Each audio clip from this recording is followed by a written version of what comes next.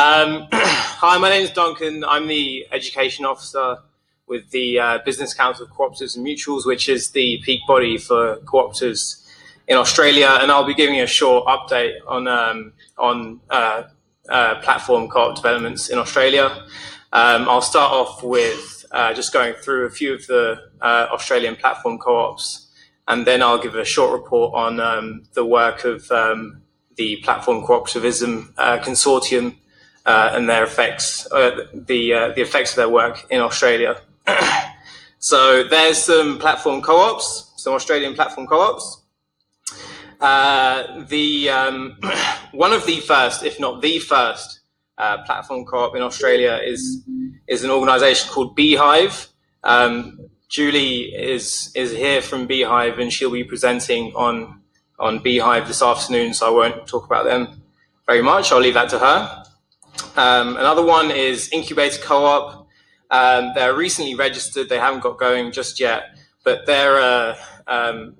it's an interesting idea. So the idea is that there's an internet platform, and it connects startup cooperatives with co-op developers via the platform. Then there's an organisation called YLab.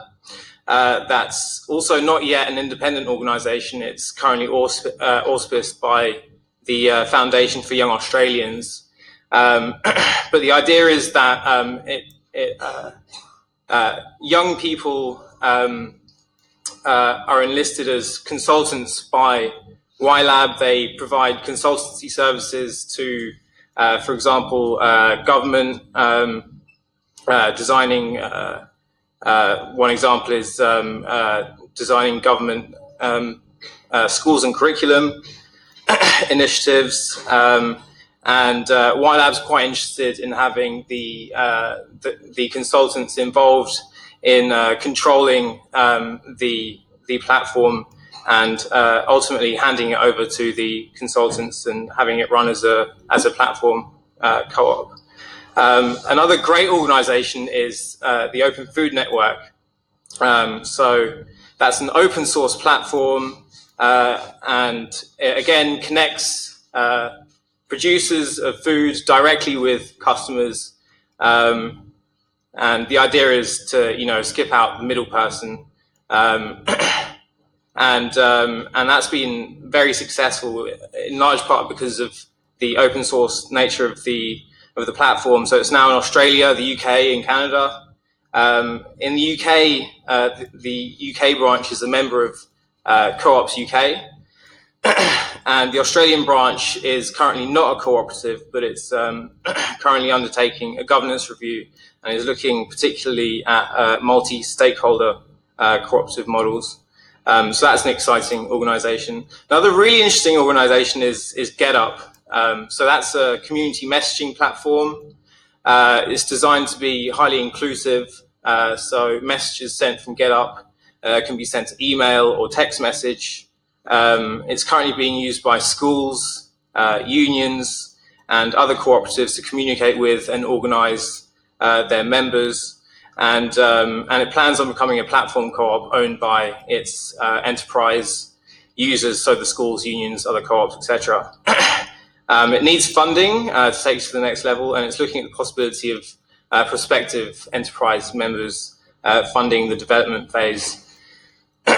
So the founder, Rowan Clark, sees the co-op model as particularly important because of the danger of asymmetric data tracking.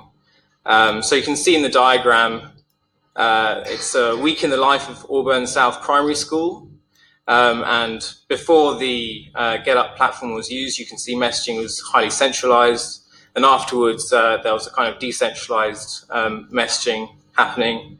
But that's quite interesting data. But whose interest is that data going to be used in? The data side of it is something emphasized by Nick Cernacek in his book Platform Capitalism. When we use internet platforms, we generate a lot of data, and capitalist platforms use that data against us. So, you know, Google using our search histories to create targeted advertising, so forth. And the reason I dwell on data is because this next organization called Data Farmer, another really interesting organization, is looking specifically at data. So farmers generate quite a lot of data, you know, yields, soil types. It's not uncommon for farmers to have weather stations generating weather data. But who's going to control the data that's generated on these farms? And so Birchup Cropping Group, who's behind this initiative, believes strongly that farmers should control the data that they generate. So that's a really interesting development. Another early example of an organization looking specifically at data control is the Swiss co-op My Data, who I believe were at this conference last year. So what about the Platform Cooperativism Consortium and its work? So the consortium was launched last year. One part of its agenda is an educational agenda, and the importance of education for spreading the platform cooperativism message. So even before the consortium's launch, we had Janelle Orsi and Nathan Schneider come out to Australia, and they garnered quite a lot of attention for platform cooperativism. And then post the consortium's launch last year, Trevor Schultz came out to Australia, and BCCM worked him very hard. Sorry, Trevor. He was in 3 cities, did 6 events, and did produce some results. So 2 universities now looking at researching platform cooperativism in Australia.